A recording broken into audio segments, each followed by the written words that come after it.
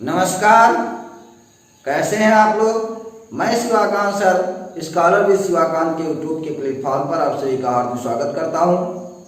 हम लोग क्लास 12 की फिजिक्स का लेसन नंबर 2 पढ़ रहे थे और हम लोगों ने चैप्टर खत्म कर दिया था।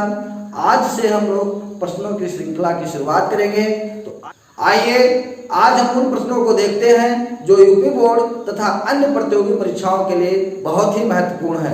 तो हमारे साथ ये बने रहेंगे तो निश्चित रूप से यूपी बोर्ड में आपको 100% सफलता मिलेगी तथा आप किसी भी कंपटीशन में प्रतिभाग करते हैं तो साइंस के फिजिक्स से संबंधित कोई भी प्रश्न आपका गलत होने वाला नहीं है।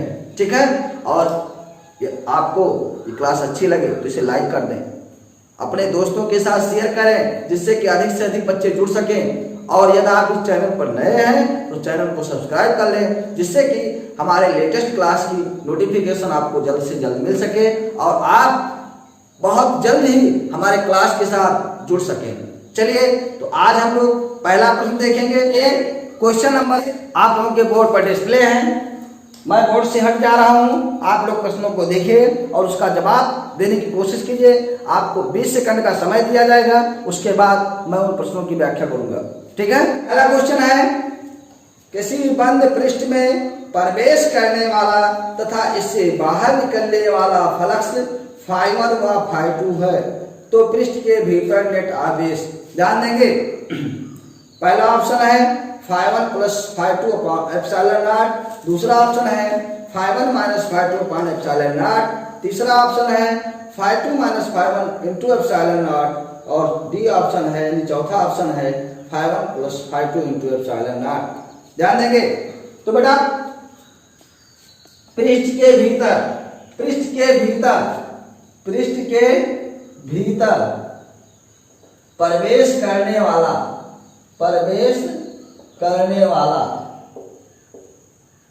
वैद्युत फ्लक्स क्या है? φ1 है। तो बेटा जब आप लोगों को बताया गया था कि जब वैद्युत बल रेखाएं प्रवेश कर रही हैं तो वैद्युत फ्लक्स ऋणात्मक होगा और बाहर निकल रही है तो धनात्मक होगा। तो यहाँ पृष्ठ के भीतर प्रवेश करने वाला वैद्युत फ्लक्स क्या है? φ1 है, तो निगेटिव में हो जाएगा। और पृष्ठ से बाहर निकलने वाला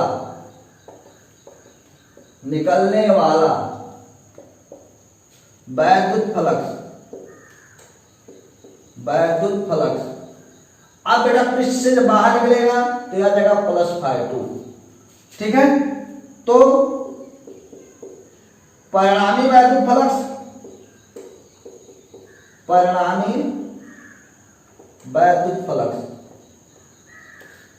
तो ये नहीं हो जाएगा क्या? वैद्युत फ्लक्स सदिश राशि है तो φ1 + φ2 होगा, तो ये हो जाएगा -φ1 और +φ2।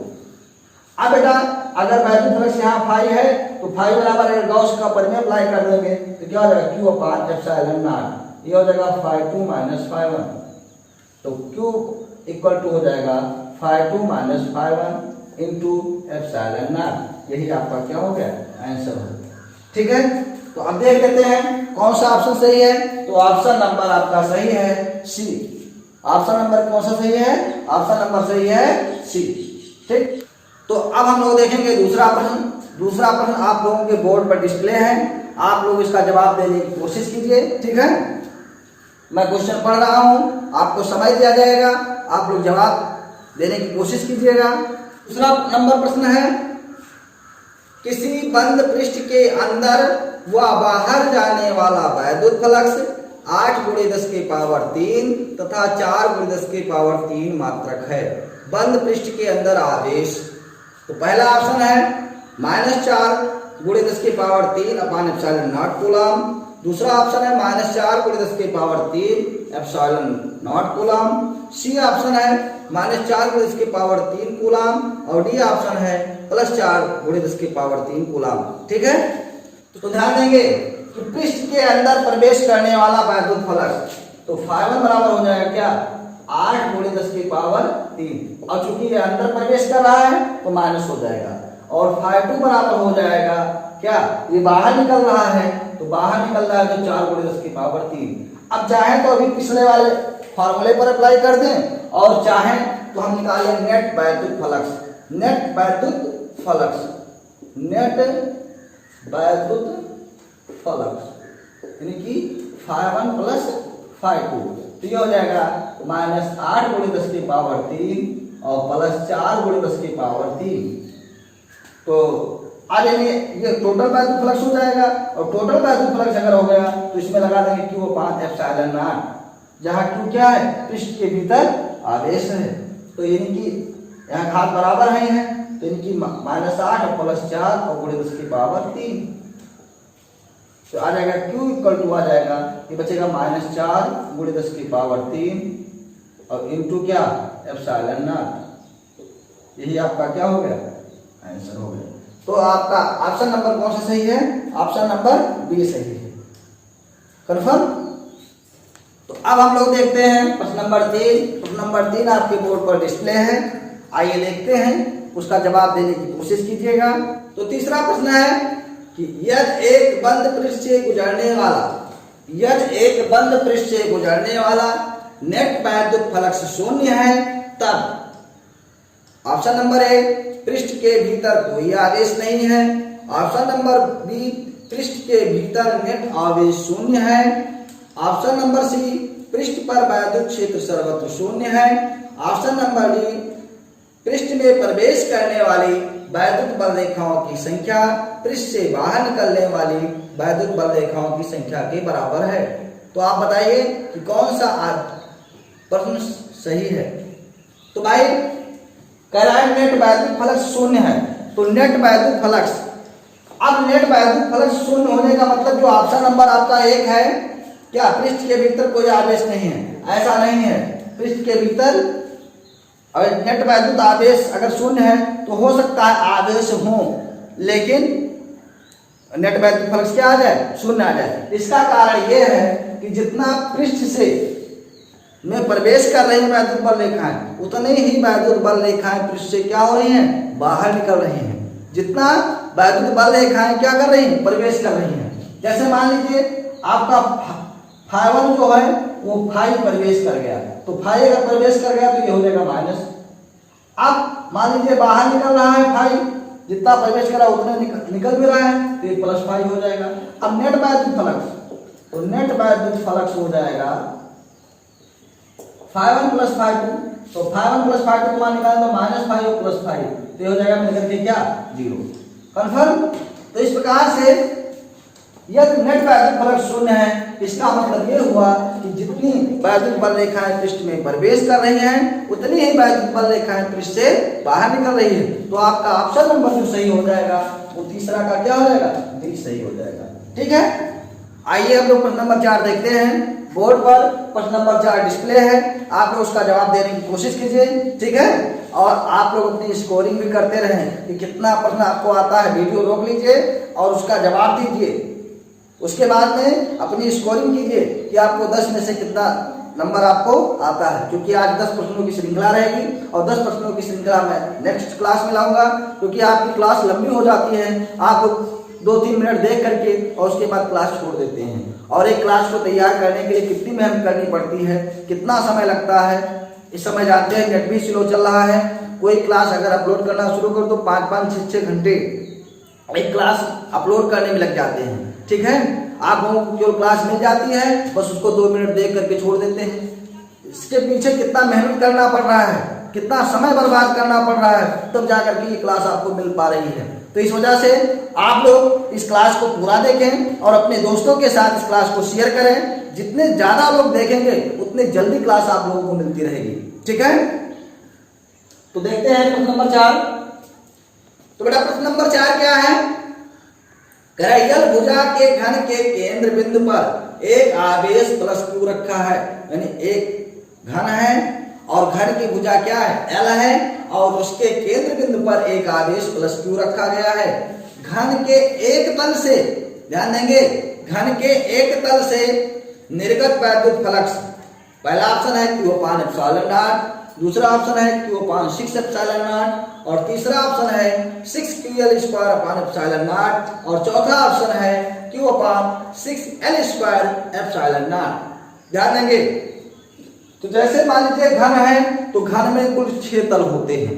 घन में क्या होते हैं? कुल 6 तल होते हैं और घन के केंद्र बिंदु पर +2 आवेश रखा हुआ है। घन के केंद्र बिंदु पर कितना आवेश रखा है? +2 आवेश रखा हुआ है। तो इसका मतलब ये हुआ कि घन के सभी तलों से होकर गुजरने वाला वैद्युत फ्लक्स, घन के सभी तलों, यानी कि 6 तल होते हैं ना, सभी तलों से होकर गुजरने वाला वैद्युत फ्लक्स,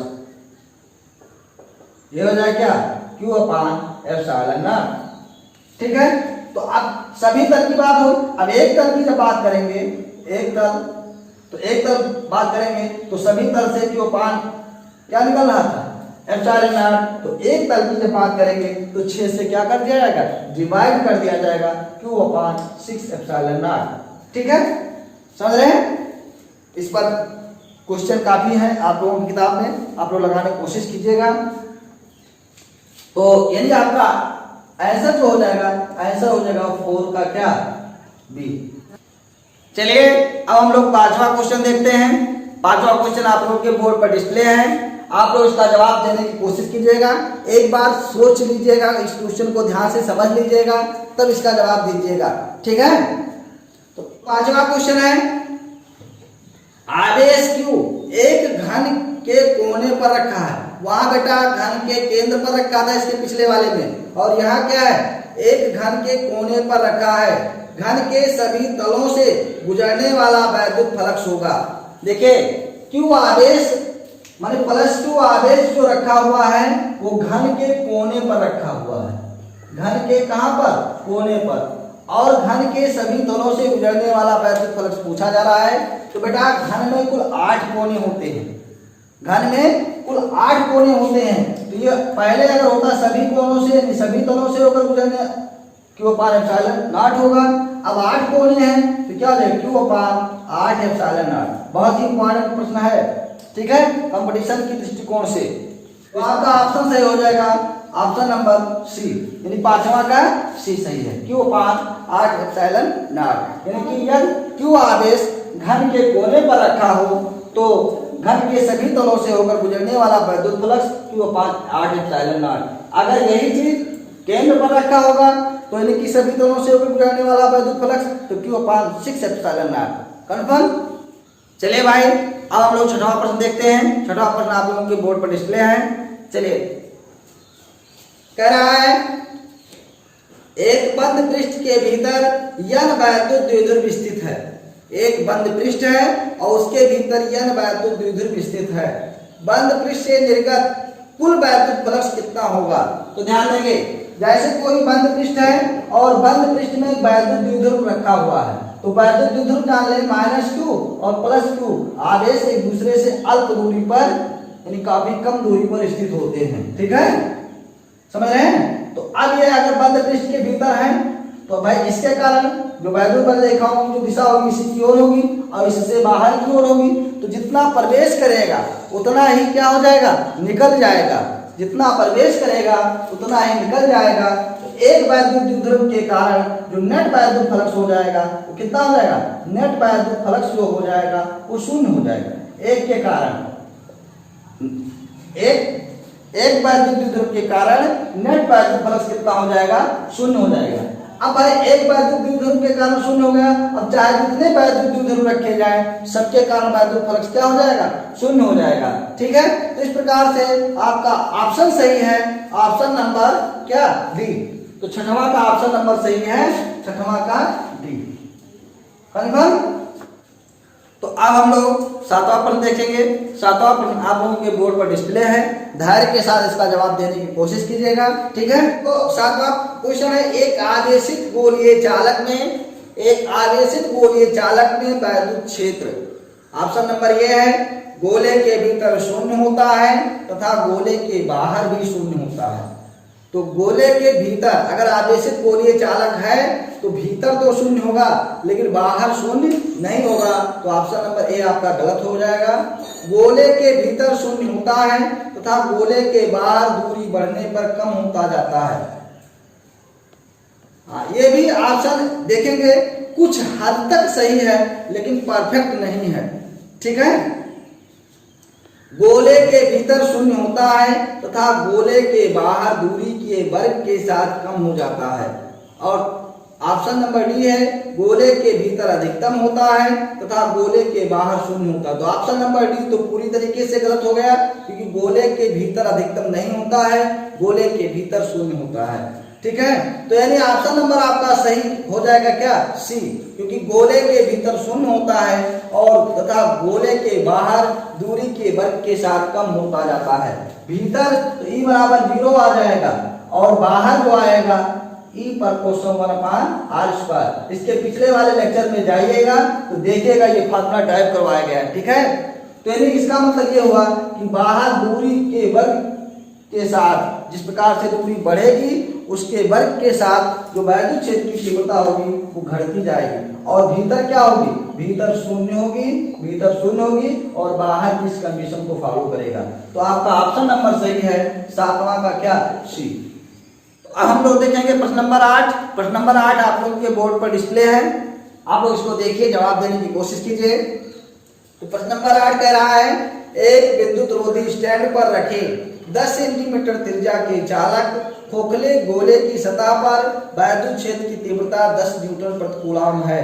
गोले के केंद्र पर वैद्युत क्षेत्र की तीव्रता क्या होगी। बेटा एक वैद्युत रोधी स्टैंड है और इस स्टैंड पर 10 सेंटीमीटर त्रिज्या का एक खोखला गोलीय चालक है और उसी स्टैंड पर वो लगा हुआ है और उसके पृष्ठ पर जो वैद्युत क्षेत्र की तीव्रता है वो 10 न्यूटन प्रति कूलम है, 10 न्यूटन प्रति कूलम है। तो उसके केंद्र पर तो ध्यान देंगे, जैसे मान लीजिए कोई आवेशित गोलीय चालक है तो इसके भीतर जो वैद्युत क्षेत्र की तीव्रता होती है कितनी होती है, शून्य होती है। तो केंद्र पर भी वैद्युत क्षेत्र की तीव्रता क्या होगी, शून्य होगी। तो आपका ऑप्शन नंबर सही हो जाएगा, कौन सा, 8वां का ए।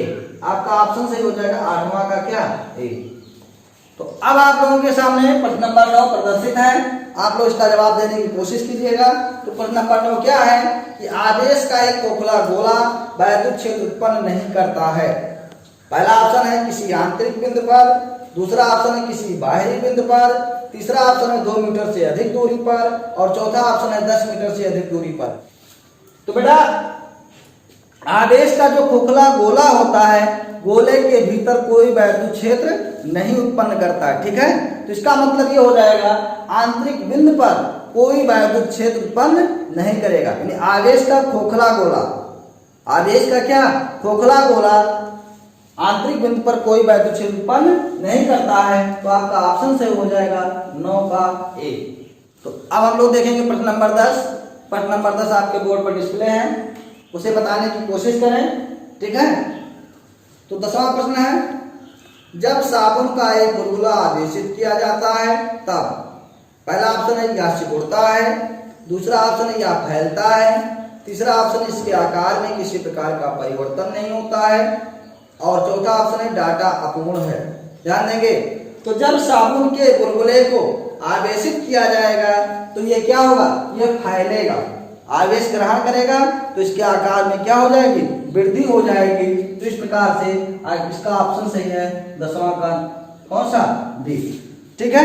तो इस प्रकार से ये 10 महत्वपूर्ण प्रश्नों की श्रृंखला आज यही समाप्त होती है। इसके आगे हम आपको और भी महत्वपूर्ण प्रश्न लेकर के अगले क्लास में आएंगे। आप लोगों को क्लास कैसी लगी आप लोग कमेंट करके बताएं और आप अपना स्कोर भी बताएं कि आपको 10 नंबर में से कितने प्रश्न आते थे, क्या ये आपके लिए उपयोगी क्लास थी, ठीक है। इसके बारे में कमेंट करके बताएं। तो आज के लिए बस इतना ही, इसके आगे हम अगले क्लास में, तब तक के लिए नमस्कार।